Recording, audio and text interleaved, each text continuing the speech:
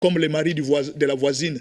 Les maris de la voisine, ils ont une voiture. Ton mari n'a pas de voiture. Alors tu commences à comparer ton mari avec d'autres hommes. Écoute, contente-toi de ce que Dieu t'a donné.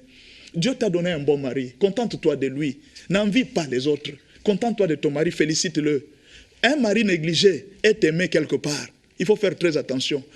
Tout mari négligé a toujours des gens qui l'envient quelque part. Il y a même des choses qui se disent parfois. Vous allez trouver des femmes mariées.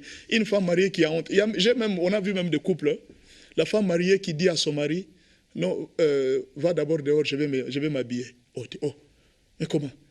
Tu es ma femme? Tu ne veux pas t'habiller devant moi? Oh non, j'ai honte de m'habiller devant toi. Tu as honte de t'habiller devant ton mari, mais ce n'est pas normal ça. Il y a quelque chose qui ne va pas. Comment est-ce que tu peux avoir honte de t'habiller devant ton mari? Il y a quelque chose qui ne va pas. Donc moi je pense que quelque part, vous êtes femme mariée. Tout ça, ça vaut une éducation. Mais en fait, c'est pourquoi nous donnons cette éducation-là. Les hommes se plaignent. Pourquoi vous, les femmes mariées, vous ne nous demandez pas? Bon, pose la question à ton mari. Hein. Pendant que tu es en train de nous suivre, là, pose la question à ton mari. Dis, est-ce que ce que le pasteur dit, c'est vrai? Toi aussi, tu te plains que tu ne me demandes pas. Mais justement, beaucoup d'hommes mariés se posent la question. Pourquoi ma femme ne m'a jamais fait des avances? Pourquoi, par exemple, le matin, elle ne me dit pas, elle dit, aujourd'hui, toi, là, tu vas voir ce que je vais te faire. Mais pourquoi tu ne peux pas le faire? C'est ton mari. Mais les femmes prostituées, elles le font déjà. De loin, elles te tirent. Elle l'embrasse, c'est elle qui embrasse l'homme. Souvent, c'est l'homme qui cherche, qui force. Mais les femmes prostituées, ce n'est pas le cas. C'est elle qui embrasse, c'est elle qui tire l'homme vers elle. Quatrième décision. Donnez-leur l'assurance. Dites aux hommes mariés qui ne risquent rien. C'est-à-dire, il y a un problème. Chaque homme marié, quand il arrive chez une prostituée, ou bien quand il triche, il a toujours peur. Est-ce qu'on ne peut pas m'attraper? Est-ce qu'ici on ne peut pas me voir? C'est une peur. Or, cette peur-là, ça fait pousser que les hommes ont beaucoup de réserves. Alors, elles se disent, quand un homme marié arrive, montrez-lui que vous êtes seul et qu'il n'y a personne, qui n'entende la voix. Il est en sécurité. En sécurité. C'est pourquoi, il n'y a personne qui peut le déranger. Quand vous arrivez chez une prostituée, la première chose qu'une prostituée fait, c'est d'abord, de chasser ses petits frères, très loin de la maison. Écoute, donc 100 km Nessika Oyo. Je ne veux voir personne. Elle donne l'assurance qu'ici, des vrais prostituées ne louent pas des maisons là où il y a beaucoup de gens. Parce qu'ils savent que mes clients ont besoin de la sécurité. Des vrais prostituées louent des maisons là où on peut suspecter. Un homme peut entrer, il peut sortir dans une très grande sécurité. C'est d'ailleurs la stratégie que beaucoup d'hôtels ont fait. Quand quelqu'un vient à l'hôtel, il est en sécurité. Parce qu'il sait qu'ici, il n'y a personne qui peut entrer. Déjà, à la porte, là, pour entrer, il faut une carte, il faut ceci, tout ça. C'est la technique des femmes prostituées. Elle dit ici dans Proverbe 7, verset 4, « Mon mari n'est pas à la maison.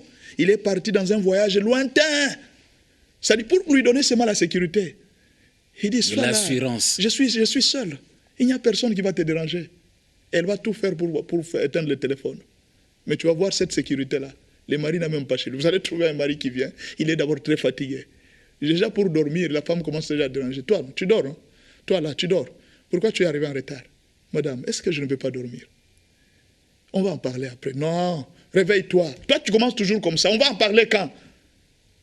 Vous n'entendrez jamais. D'ailleurs, chez une prostituée, quand même votre téléphone sonne, elle n'est même pas là. Elle ne dérange pas votre téléphone, elle n'a même pas besoin de contrôler votre téléphone. Pourquoi? L'homme est en sécurité. Mais il faut voir, j'ai vu dans une vidéo sur les réseaux sociaux, un homme marié, il a oublié son téléphone au salon. Alors pendant qu'il s'est lavé, il a entendu son téléphone sonner, mais il est sorti nu. Jusqu'au salon, il est venu récupérer le téléphone. Sa femme était là assise. Il a récupéré le téléphone nu. Il passe rapidement, il rentre à la douche avec son téléphone. Et pourquoi il a peur? C'est-à-dire, l'homme marié n'a pas de sécurité. Voilà pourquoi, à un certain moment, vous devez résoudre des problèmes de téléphone. Beaucoup d'hommes mariés n'ont pas de... Faites-vous confiance. Quand il n'y a pas de confiance, l'amour est en train de baisser. Alors, les femmes mariées, les prostituées, savent ces secrets-là. Elles savent que l'homme, quand il vient, c'est la confiance qu'il faut lui donner. L'homme aime la louange et lui donne la louange. Elles lui disent de belles paroles. Il dit, tu sais, tu es très beau, tu es le plus grand des hommes. Alors la cinquième décision des prostituées, beaucoup de femmes mariées négligent les soins appropriés de leur lit, de leurs intimités, de leur chambre. Gagnez encore du terrain. Ce sont les prostituées qui disent, gagnez encore du terrain. Soyez propres. Dépensez beaucoup pour les soins du corps et de l'intimité, ainsi que de la chambre. Les hommes aiment cela.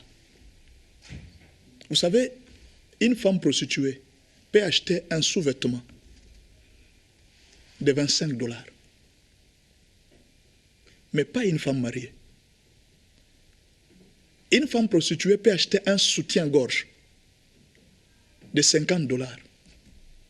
Mais pas une femme mariée. Mais pourquoi elle achète ça? Ce n'est pas pour elle. C'est pour plaire aux hommes. Les meilleurs sous-vêtements qu'on vend ici, allez voir toutes les maisons de sous-vêtements qu'on vend. C'est très rare de trouver des femmes mariées. Vous allez trouver, ce sont des femmes libres qui s'approprient ces sous-vêtements. Mais pourquoi? Et pour qui? Et pourquoi le mari ne peut pas acheter pour son épouse, pasteur? Bon, vous savez, il faut qu'il y ait d'abord la volonté de la femme elle-même. D'abord, il y a des hommes, ils peuvent faire ça, la femme. Tu as acheté ça à combien? Il dit, tu es en train de perdre l'argent, il fallait me donner moi-même que j'ai acheté. Vous savez, les hommes, ils donnent eux-mêmes l'argent à leur femme. Quand elles vous viennent avec des sous-vêtements, mais le mari regarde, il compare, il dit, mais ma femme ici, elle ne comprend pas. Les femmes, les prostituées ont compris. C'est pourquoi elle dit ceci. Il dit, imaginez pour avoir un homme, elle commande les draps de lit qui viennent de l'Égypte. Et écoute ce qu'elle dit ici. Il dit, j'ai orné mon lit avec des couvertures, des tapis de fil d'Égypte. C'est-à-dire, elle a importé des draps de lit. Allez voir les draps de lit des femmes mariées. Allez voir les coussins. Vous allez vous rendre compte, il dit, mais écoutez, c'est un scandale. Qu'est-ce qui ne va pas? Les prostituées gagnent encore du terrain à cause de la propriété, de l'intimité. Les femmes prostituées sont très... On peut passer directement à la sixième. Oui, à la sixième, c'est ce qu'on appelle les maîtrises de techniques, de rapports sexuels. Écoute ce qu'elle dit. Viens, enivrons-nous d'amour jusqu'au matin, au petit matin, et livrons-nous joyeusement à la volupté. Les prostituées savent maîtriser un homme. Sur le plan elles ont des techniques. Elles ont des techniques. Il y a des produits qu'elles achètent. Il y a des racines qu'elles mangent. Il y a des choses qu'elles préparent. Je ne sais pas, il y a une chanson qu'on nous a chantée. C'était une chanson populaire. Je ne sais pas, ça va être OK Jazz qui avait chanté. Alangwisi et maman, alambeli mobali tangawisi. C'est une chanson qui était populaire. Mobali alangwe. Alambeli tangawisi. C'est-à-dire quoi? C'est les femmes, les prostituées maîtrisent même l'aliment qu'il faut donner à l'homme avant l'acte. Elles savent ça. Mais ceux qui devraient savoir ne s'instruisent même pas. Ce sont des femmes mariées, mais qui... Elles sont là, elles négligent tout. Elles ne savent même pas quel aliment moment. Elle, c'est mon devoir, j'ai déjà fait, j'ai préparé pour lui. Et après, il veut quoi? Mais les femmes prostituées savent même que non, pour le moment, il faut que je lui donne du citron. Pour le moment, il faut que je lui donne ceci. Elle sait que non, après cet acte, le mari doit manger ceci. Elle se prépare en fonction de tout ça. Mais pourquoi toi, qui devrais te battre pour ton mari, tu ne te bats pas? C'est une autre femme qui se bat pour ton mari. C'est une autre femme qui donne de la valeur à ton mari. Moi, je pense que tu es marié, fais tout pour commencer à valoriser ton mari. Cet homme-là que Dieu t'a donné, il est très important. Donne-lui sa valeur. Donne-lui sa valeur plus que la valeur que les femmes prostituées lui donnent. Voilà un peu ce qu'on pouvait dire par rapport à cette réunion, cette fameuse réunion des femmes prostituées que Proverbe 7 est en train de nous montrer.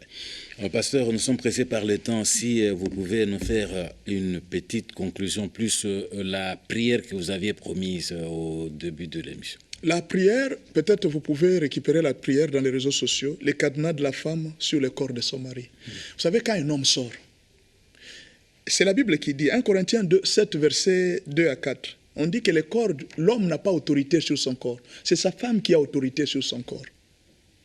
L'homme, quand il quitte là, il n'a pas autorité sur son corps. C'est-à-dire, pendant que les gens sont en train de faire des pouvoirs, des fétiches, toi là aussi, tu as un pouvoir sur le corps de ton mari. C'est Dieu qui a dit. Et que toute femme a une autorité sur le corps de son mari. Alors, c'est pourquoi nous avons proposé les prières cadenas.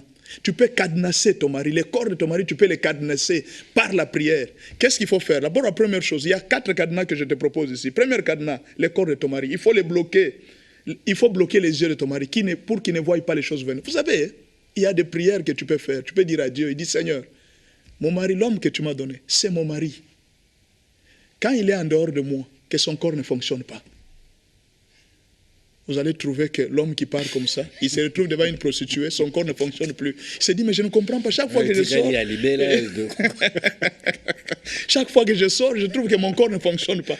Oui, mais ça arrive. Quand une femme est forte dans la prière, parce que c'est Dieu qui dit, l'homme n'a pas autorité sur son corps. C'est sa femme qui a autorité sur le corps. Maintenant, imaginez que tu mets en prière, tu dis, Seigneur, comme il parle là, chaque fois qu'il tentera dehors, que son corps ne fonctionne pas, que son corps ne fonctionne que devant moi, c'est une prière que tu peux faire pour ton mari. Au lieu de mettre la jalousie, au lieu de te battre, c'est une prière, tu peux bloquer son corps. Tu es capable, parce que rien n'est impossible à celui qui croit. C'est la foi. C'est une prière juste que je te propose. Tu peux détourner ses yeux à ne pas voir des femmes. C'est ce que la Bible dit. Détourne mes yeux de la vue des choses vaines. Psaume 119, verset 35 à 38. Détourne mes yeux de la vue des choses vaines. Tu peux rendre ton mari aveugle sur les femmes prostituées. Dis Seigneur, comme il sort là, qu'il ne voie aucune autre femme, que ses yeux soient aveugles. Tu vas voir une femme qui vient avec le corps et va tenter de séduire ton mari. Rien, il ne sent même rien. Parce qu'il y a une femme qui prie pour lui. Il a déjà bloqué le corps. Le corps est cadenassé. Tu ne peux pas entrer là-bas. C'est difficile parce que la femme est forte dans la prière. Ce sont des prières que tu peux faire. Tu peux bloquer ses oreilles, à ne pas écouter les paroles douces de cette femme. Tu peux bloquer ses pieds. Pendant qu'il veut entrer là-bas, il veut aller là-bas, tu bloques ses pieds, dis Seigneur, qu'il ne piétine pas, que ses pieds ne piétinent pas dans cette maison. Dieu peut les contourner jusqu'à ce qu'il rentre à la maison. Je ne comprends pas, j'avais de mauvaises idées, je voulais aller là-bas, mais je me suis retrouvé à la maison. C'est parce que toi tu pries, tu as la foi, c'est une prière cadenas. Le deuxième cadenas, ton mari que tu as là, Dieu t'a déjà donné l'ordre. C'est pourquoi l'homme quittera son père et sa mère et s'attachera à sa femme. C'est une parole, c'est une promesse de Dieu. Quand ton mari ne s'attache pas à toi, mais prie, demande à Dieu, dis Seigneur, c'est toi qui avais dit que mon mari maintenant s'attache à moi. Comment est-ce que ton mari peut s'attacher à ses amis, à sa famille? C'est pas normal. C'est à toi maintenant de prendre la décision, de prier pour qu'il quitte. Prends les ciseaux spirituels, coupe les cordons ombilicaux, prie. Il va quitter, c'est parce que c'est la parole de Dieu. Il va respecter cette parole. Le troisième cadenas, ce sont les paroles d'alliance. La femme a encore un pouvoir sur les paroles d'alliance. Peut-être tu ne le sais pas. Vous avez été à la commune. Vous avez signé des paroles. Vous avez déclaré devant Dieu que nous deux, c'est jusqu'à ce que la mort nous sépare. Ces paroles-là, Dieu peut encore les réveiller en lui. Et tu peux prier sur les paroles d'alliance. Tu dis, Seigneur, tu prends ton anneau là, tu pries, tu dis, Seigneur, moi et lui, on avait fait une alliance, il ne peut pas me quitter. Aucune femme ne peut prendre ma place. C'est une prière que tu peux faire. C'est un cadenas. Tu peux bloquer ton mari.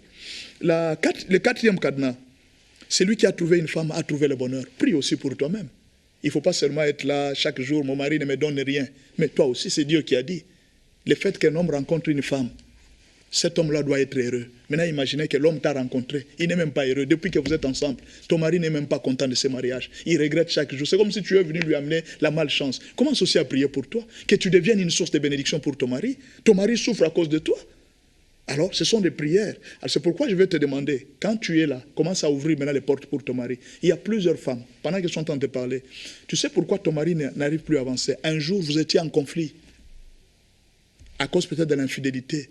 Tu avais retrouvé, tu avais dit, toi, tu ne gagneras plus ta vie. Tu vas voir, tu vas souffrir. Depuis lors, ton mari n'arrive plus à travailler. Ces paroles de malédiction que tu avais sorties continuent à travailler jusqu'à aujourd'hui.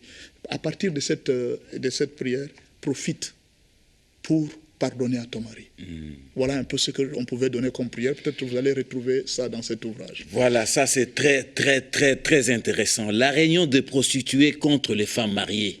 Voilà le thème qui a été développé ces jours par notre invité, le révérend pasteur Benjamin Aoka. Pasteur, c'est très intéressant, toutes ces séances, depuis que nous avions commencé à parler de la sexualité. Et c'est... vous pouvez avoir l'amabilité de nous donner vos coordonnées pour ceux qui auront besoin de vos conseils, de vos écrits. Déjà, c'est dimanche. Comme d'habitude, comme chaque deuxième dimanche du mois, nous aurons École de mariage. C'est une conférence qui se tient une fois par mois, chaque deuxième dimanche du mois, de 17h à 19h30. Nous recevons des gens qui viennent de partout, de Matete, de Kingasani, de Petro Congo, de Ngaba. Nous recevons vraiment des gens qui viennent de partout. Ne vous en faites pas, le transport de chez nous n'est pas très compliqué. Quand vous arrivez à Ngaliema vers Brikin, vous êtes juste à l'arrêt Brikin. En face de vous, vous allez voir, il y a une station là-bas. Et en face, il y a 2 banques qui sont en face. Vous entrez dans ce bâtiment-là qui loge les banques. Vous entrez là à l'intérieur, vous allez voir, vous demandez le pasteur Benjamin ou bien le ministère Force de la Repentance. Nous sommes à l'intérieur, juste à l'arrêt Brikine. N'allez pas loin, juste à l'arrêt là où il y a la station. De l'autre côté de la station, il y a un immeuble jaune. Venez là, à 17h, nous allons vous attendre. Venez à l'école de mariage. Nous allons vous attendre. Prenez ce numéro si vous avez besoin d'autres coordonnées, d'autres conseils. Plus 243. Là, nous sommes sur les réseaux sociaux.